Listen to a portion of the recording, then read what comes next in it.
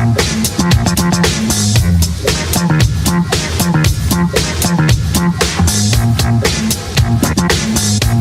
to the Power Factor Show. Episode 129. Sponsored by Rainier Ballistics, Hodgdon Powders, and JPL Precision. Welcome back to Power Factor. I'm Rick, and I'm flying solo again tonight. And we're getting into the shooting season, very much into the shooting season here in June. And I think if your club or a club that you're familiar with is going to host some sort of a major match, whether it's a championship of some kind in IDPA, that would be a sanctioned match. USPSA, there's sectional championships, area championships, and whatnot. Probably those matches are undergoing their planning stages now, and probably if the matches are any time during the summer months, they're probably getting pretty close to wrapping them up. And so my club, we're hosting the Washington State Championship again this year, and so I am hot on trying to get all the details kind of squared away. The match isn't until August, but of course we've got to deal with sponsors, getting the range facilities reserved, making sure we've got everything from food arranged to getting the honey buckets emptied, and there's just a lot of stuff that's in play. And so I thought I would just kind of go through the behind the scenes steps. Before the 2011 match, I kind of did a little range walk around kind of a deal where I just kind of gestured at stuff that was going on, where the stages were being built, and some of the stuff that was going on the range. But before we can even get to the range and start doing prop construction and setting up the stages, first we've got to have the plan in place. And so I'm just going to kind of go even one step prior to that, and kind of the paperwork and the arrangements that need to take place before anything actually takes place at the range at all. Now I wanted to do some little housekeeping before we get too far into it. Trivia question from episode 128. If you recall, the question, it was an IDPA revolver reload question. And the way it was posed is you're a revolver shooter, either in stock service revolver or enhanced service revolver, and the way you've got your gear set up, you have 2 reloads on the strong side of the belt in front of the holster, which is allowed by the rules, and you've got more reloads in your pocket. Now the rule book allows you to put up to 3 reloads on your belt, the 2 in front of the holster, and then a third one that's behind the body center line. And if you don't want to put all your reloads on your belt, the phrase that's used in the rule book is in lieu of putting reloads on your belt, you can put them in a pocket or some other approved place from which the reloads can be drawn. And so the question was, if I have 2 reloads visibly on my belt, I'm shooting the course of fire, and at the time of my first reload, I go to a pocket, pull out my reload, keep shooting, and at the time of my second reload, I again go into the pocket and pull out my second reload. Have I in fact now broken the rule that says I can carry only 3 reloads? Because I clearly was carrying 2 in my pocket, and I'm carrying 2 on my belt, so doesn't that mean I'm carrying 4? Now the rules that kind of come into play are that you are allowed to carry in the pocket, on the belt. You can mix, so for instance I could have 2 on the belt, 1 in the pocket, 1 on the belt, 2 in the pocket, 3 on the belt, none in the pocket. But no matter how you mix, you have to stay with that throughout the match. You can't, for instance, draw 3 reloads out of your pocket on one stage and then go 2 from the belt and 1 from the pocket on the next stage. It has to be consistent. So when you reach for that second reload out of your pocket, have you automatically violated the rule that says you can only carry 4 by displaying 2 on your belt? One of the issues is that you're actually now allowed to carry a 4th reload on the belt that's used at the start of the stage. I kind of touched on it when I asked the question the first time. You can have a Barney mag or a Barney speed loader on your belt. So when you come to the line, you could actually have as many as 4 reloads on your belt. The one that's used to charge the gun initially, and then your 3 additional reloads. So there's even a question about whether a given ammunition feeding device is even being carried. So, I come to the line with 4 on me, I'm carrying 4 at that time, but if I've got 4 on my belt and 2 more in my pocket, I'm not necessarily carrying 6. And so I think it's just a little bit of a gray area. And so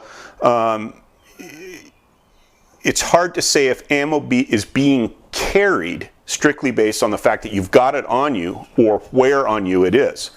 So I would argue that if on every stage you pull 2 reloads from the pocket, and then if you need a 3rd reload, go to the belt for that one, you probably have not violated any rules. It's just kind of like you're kind of walking this thin line between if you've got the definition of the word carry, that suggests that you have it on your person, but you could have a half a dozen reloads, say, in the hip pocket of your pants, and if you're never intending to use them and never use them, are you even carrying those? And so I think the word carry, although kind of implicitly you would think that I'm carrying them for the purpose of using them, I don't think you're going to get, or you shouldn't get issued a penalty merely because you have more than, say, 3 reloads on your body somewhere. The carrying aspect, I think, is carrying for the purpose of reloading the gun during the course of fire. So I would say, if I were a safety officer and I witnessed this scenario that I laid out with the 2 reloads on the belt, the guy grabs a 2nd reload out of his pocket, I would not just automatically say, okay, there's a penalty for that guy because he's carrying 4 reloads. Now the other question is, if you did decide to get a penalty or give a penalty for that, or you received a penalty for that, what's the penalty you should get? And I didn't really find anything in the current 2005 rule book that specifically says here's the penalty for carrying too many reloads. And so I think that just adds another kind of element of subjectivity about it, that one guy might say, you're making a mockery, a travesty of IDPA, and I'm going to give you an FTDR. And another guy might say, well, that seems a little harsh for a guy who maybe forgot that he should go to his belt instead of his pocket. I mean, you never know exactly what the justification is going to be.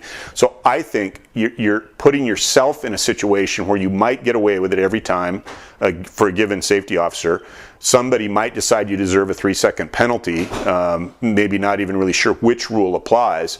Somebody else might give you an FTDR just because in their own mind, it's just like it used to be if you had 12 rounds in your 11-round magazines, that was an FTDR, I'd say what you should do is don't carry 4 reloads in a way that the safety officer is put in a position of trying to decide whether or not you're carrying more than 3. If you're always going to go to your pocket for 2 reloads and the 1 on your belt or 1's on your belt, you're probably never going to use more than 1. Don't put 2 of them on your belt. Keep 2 in your pocket, put 1 on your belt. Then there's never an issue of how many you're carrying. So the answer is that no penalty, but it's probably a good idea if you do not carry more than 3 reloads. And because of the kind of the subjectivity of the question and the answer, we decided that everybody who bothered to answer would have their name thrown in the hat. And our winner is Alberto Fate, and I think he came through the email, Gmail. So Alberto, you are the big winner, and if you'll contact us, we'll get you the prize. I think it was a certificate, another Rainier bullet certificate. So that's a valuable prize in these ammo-starved days. So now, to get on to the topic of the show, match preparation, one of the things that I always like to work with is a checklist that essentially has the required tasks that need to be accomplished, the dates that those tasks need to be accomplished, and then who is going to do it. And we usually have our first staff meeting, about 6 months before the match, and that's where we get at least the jobs that need to be done fairly quickly assigned. And those jobs really, I mean, if you're going to have a prize table and you want to hit up sponsors, that is, ask sponsors to generously help your match production, you need to really get on top of them as quickly as possible. A lot of them are at the SHOT Show, and they generally don't respond too much to requests for sponsorship until after SHOT. So that kind of is when our clock starts ticking on contacting our sponsors. And we have quite a few sponsors. I mean, our club, this will be the 11th time that we've hosted the match at our club. And so we have, I don't want to say personal relationships, but there's a lot of people that we've been in contact with year after year after year. And I don't know if they're sitting around waiting for us to call, but it certainly seems like the familiarity does help with attracting sponsors. So if you can keep that continuity, the guy who's doing who's our prize master this year has done it, I think, a half a dozen times. So he'll know, oh yeah, I talked to Bob over at such and such, and so that's nice if you can keep that continuity. And one of the things that we have also done is kept like a spreadsheet of all of the sponsor names, both those who have contributed in the past and those that we'd like to, attract for future matches. The name of the contact individual we have at the sponsor, their phone number, and their email. And so usually about midway through January, we'll email those sponsor contacts and say, we're hosting the state championship again this year. Can you help us? We've got a form letter that's kind of toots our horn about the success we've had with past matches, the number of entrants, the publicity that we've received, match reviews that have been published and whatnot. And so, just kind of pump up the interest level in the match that way. Send out our contact information, ask them, would you be willing to support the match? And then one of the other things that I've noticed is some matches that have no prize table, and if you go back and look at the episode in which we talked about awards and prizes, there's differing theories behind, do you want to have a prize table or not? And it's mostly along the lines of, do you want to have the cost of both in terms of perhaps added to the match fee, if you're having to buy prizes for the prize table, and then also the time and energy. I mean, I am not the prize master for this match, and yet I find myself putting in hours and hours with vendor relations and talking to sponsors. And some clubs will actually say, look, we're not going to have a prize table. We're going to put all of our time and energy into putting on the best possible match we can. And there's certainly, if you have a match staff that's limited, if you've got a handful of people that are putting on the match, when we put on the state championship match here in 2002, I think our match staff was like 6 people. And so we were spread pretty thin in some areas. And I could say, hey, if this guy had not spent any time on the prize table, if I'd had him helping with stage design or something, maybe the match would have been a better match.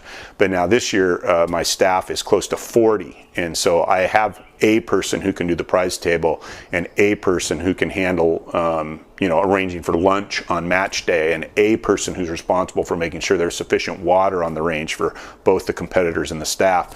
And so it helps a lot to be able to delegate and give the jobs to people who are eager to help. I mean, that's the thing. I've never had any problem getting people to help, and I think making the experience worthwhile. That's the other thing, is trying to attract people that are eager to help, but then you're providing them an experience in putting together a major match. We've invited in clubs, kind of the outlying areas, asked them to contribute courses of fire and staff members to staff them on match day, and hopefully they'll learn enough about putting on a major match that in the future their clubs will be able to host it. And so just having those bodies and attracting people who are eager and willing to help is really important. Now on my task list, I've the way it's currently arranged, I've got 33 tasks. And at the top of the list is get the match dates on the calendar at the range. I think most IDPA and USPSA clubs are probably, if you're shooting at any kind of a public range or even a private range for that matter, you've got shotgun range, you've got rifle range, pistol range, and if you need to reserve space on the range for a certain date, like our match has always been on the 3rd Saturday of the month since we started 13 years ago now. And so we want to maintain that date. We don't want to say, tell everybody, oh, it's always been on the 3rd Saturday, but this year it's on the 2nd Saturday, kind of a thing. So in January, the first thing we do is go to the board of directors and say, hey, we want to reserve these dates.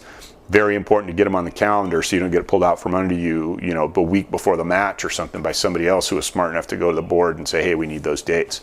So do that, get that done right away.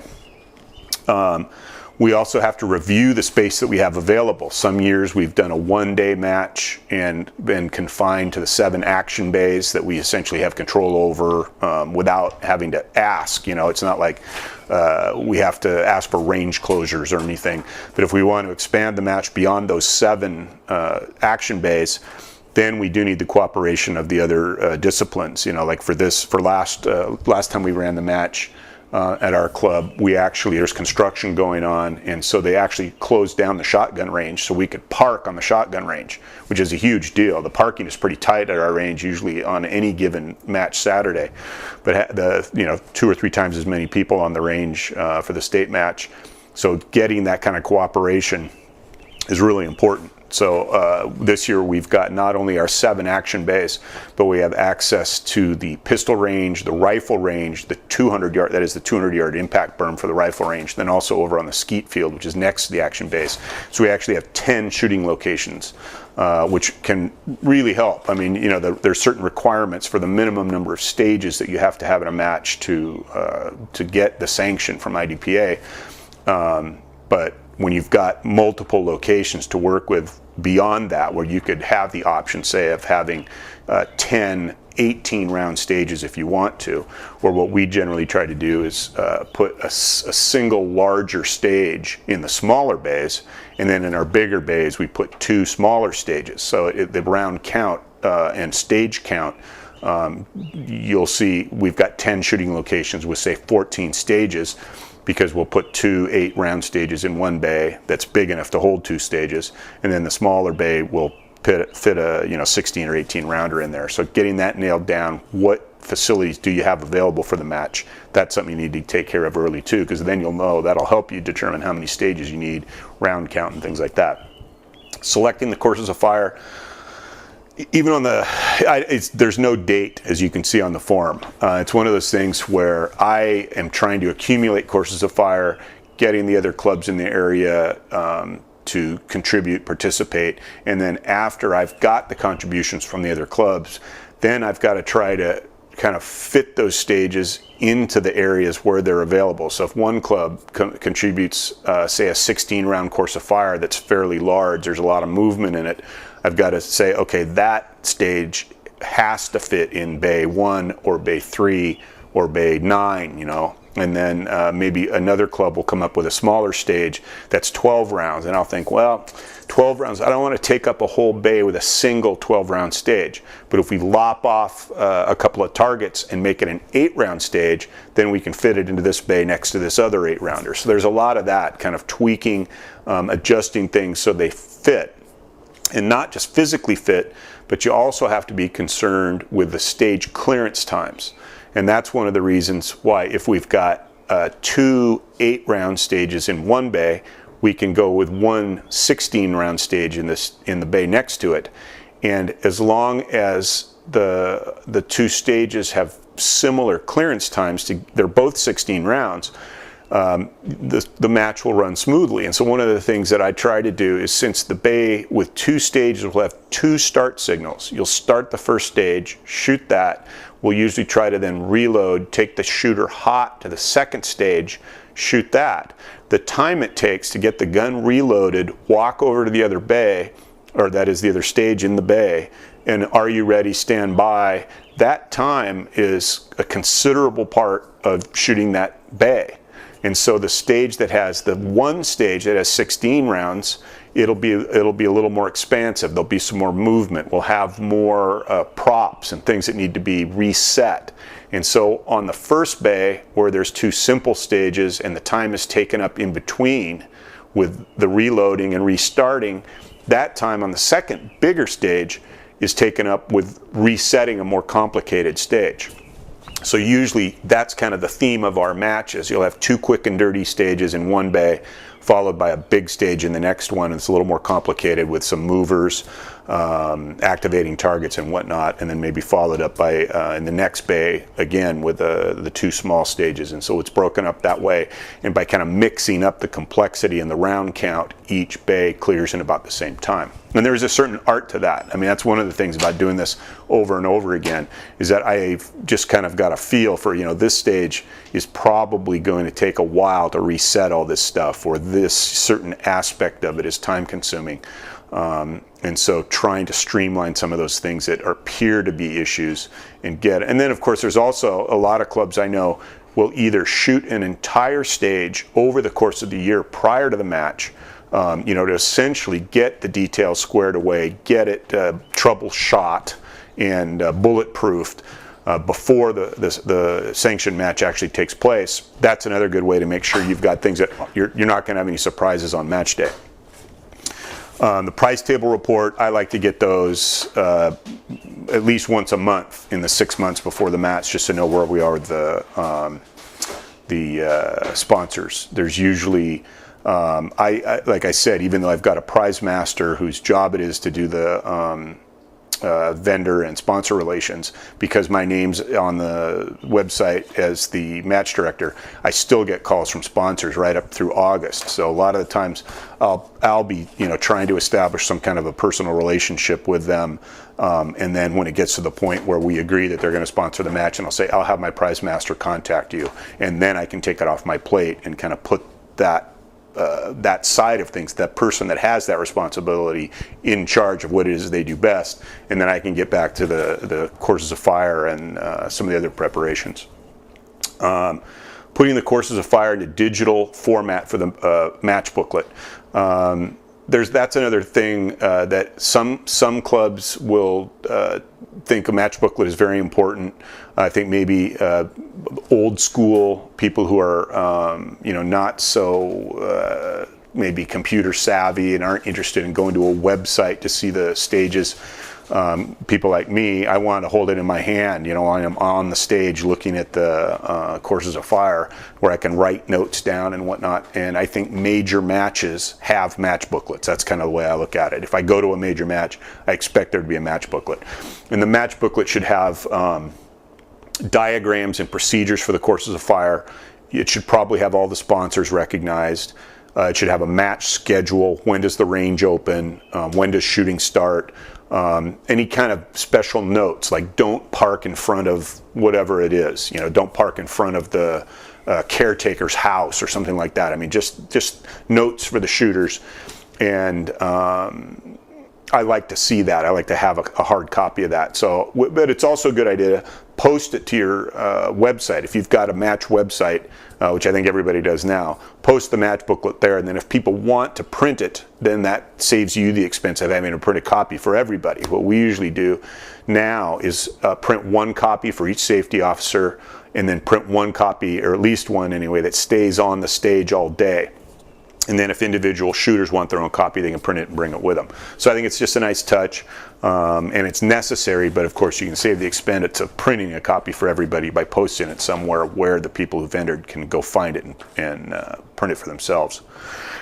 Selecting the safety officers, that's another thing that we're kind of going through this transition where we've got some safety officers who are veterans of all 10 of the matches we've held in the past, and then we have some people who've worked one or two, and then again we've got people from the outlying clubs who want to come in and get that experience. And so I'm trying to mix and match, trying to make sure I've got my experienced people that know what they're doing, but then also bring along these people from the outlying clubs that they'll, even if we did have the match at our club again next year, they could come in and help. Or if someday they've got the match at their club, they've got the experience and they're not new to it like we were 10 years ago. This is kind of a funny one. This is a holdover from 12 years ago. Send updated match info to IDPA and IPSC clubs. We used to send emails to area coordinators and club presidents and whatnot, telling them, hey, publicize our match at your club, do an announcement at your shooters meeting or something. And now this is really all handled on the internet. I mean, there's so many shooting related forums. The IDPA forum has, major match announcements. So just about any gun or shooting related forum will probably have a folder for competition where here's a place to post major match announcements. So this idea of spreading the word is pretty much done on the computer without actually having to talk to anybody or contact any individual. People are going and looking for match announcements, and it's pretty easy to get the information out there. AC approval of the courses of fire for a sanctioned IDPA match, the area coordinator must approve the courses of fire. So even though I'm the match director and I'm selecting the stages, I still have to coordinate with the area coordinator on approval. And there'll just be certain issues. There'll be a rules interpretation, like just even this week, I was discussing a target where you have the procedure. This is a stage that we borrowed from a sanctioned match from another state. And there's a target array that has a paper IDPA target in front of a pepper popper, and the pepper popper activates a moving target. And my question was, is it okay to have a non-scoring target on the stage? I mean, can I shoot through a target that isn't scored? I'm putting rounds on an IDPA cardboard target and it's not scored. And then I said, well, what if it is scored? Well, the question is, what if it is scored? The answer is the rule book specifically disallows putting one scoring target in front of another. And while the area of the rule book where you find it suggests that it's more of like a stage setup thing, like don't set your stage up so that, you know, if a shooter is in one position on the range, the targets are engaged separately. But if, for instance, they shoot around the opposite side of the barricade from what you anticipated, the two targets are now in alignment and you could shoot through them. Because, of course, all targets are penetrable, so you could essentially get 4 hits with 2 shots. And while I think that's the purpose of the rule, the wording of the rule is you can't shoot through one target at a scoring target at another scoring target. So I'm trying to figure out how are we going to make this stage work that's got a target in front of a popper, where the whole point of it is to knock the popper over, and the target, the paper target, is just kind of almost just like soft cover. And now the new rule book, the draft rule book, covers that. They've established the sighting target, which is essentially an IDPA target that doesn't score, that you're intended to shoot through. But the current rule book doesn't allow for that.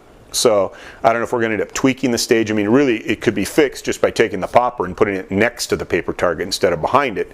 But I'm imagining different forms of soft cover to kind of maintain this idea that we're going to shoot through one thing to get to the steel, and you don't have a definite idea of where that steel target is. I mean, you'll be able to see the base of it on the ground, but it will be essentially hidden behind something when you engage it. And so I want to preserve that aspect of it, but I've been told in no uncertain terms, no, the rule book doesn't allow you to shoot through a target to hit the steel.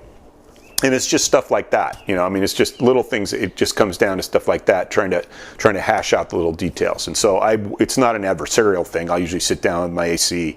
We'll meet in a little restaurant and have a couple of beers and a burger and talk it out. And it's just a matter of working it out so everybody's happy, both with the stages, both from the aspect of shooting them and officiating them, but also making sure that they're legal. The match logo. That's one of my favorite parts of the match every year. We usually do a match hat that's got a logo on it with the year, and so it's sort of like a little memento. I mean, I've got a big collection of hats of all the matches we've done in the past, and when I've been the match director, I always kind of like to design the logo, although I'll also sometimes ask other people for help, and either they'll come up with something that's better than anything I can come up with, or they'll at least come up with something that kind of sparks my imagination, and then I come up with something that I think is pretty cool. I just contacted my hat guy on Monday. I don't know why I was feeling so inspired, but I sent him this drawing. I just sketched out some stuff, and in the last few years, our match logos have been based on kind of variations on things that are recognizable as something else. So, for instance, the 2009 match, the match logo looked like a Washington State license plate, but instead of saying, you know, State of Washington, it says Washington State IDPA Championship.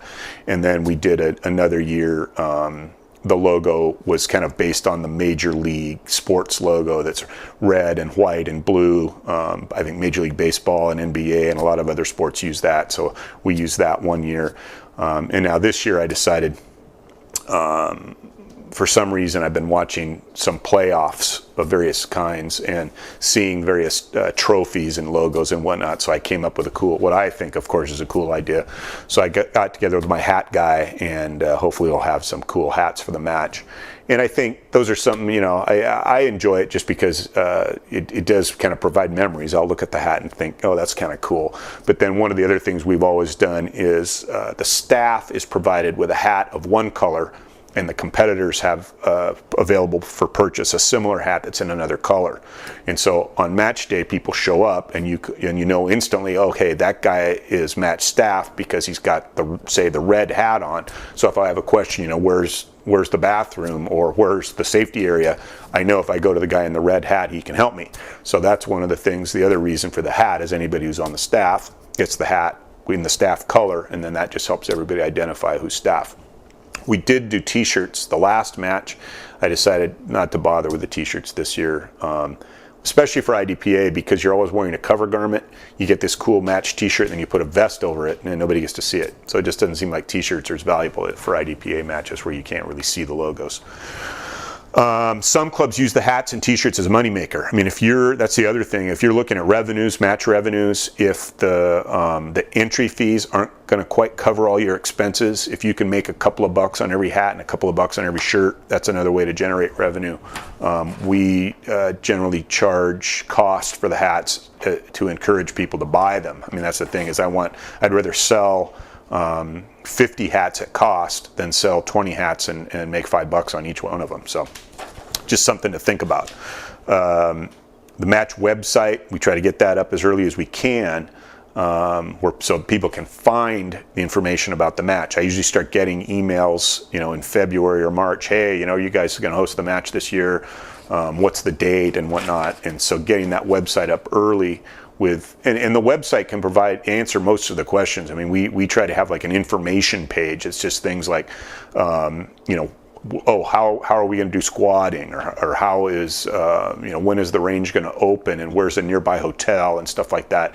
It's so easy now to do lodging information. We used to go, and post the names of hotels. Well, now you can just go on, like Google, and just Google accommodations in Renton, Washington, and it'll just give you all these hotels and show you right on the map where they are. So we just can post a link to that on the website, on our website, and then we don't really have to do anything. We did have been contacted every year by a local hotel asking us if we would like a match hotel, and they'll give us a discounted rate for everybody who says we're shooting the state championship match, kind of a deal, and that's always nice too.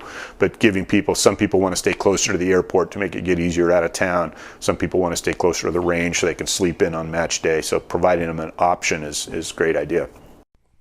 Continued in part 2.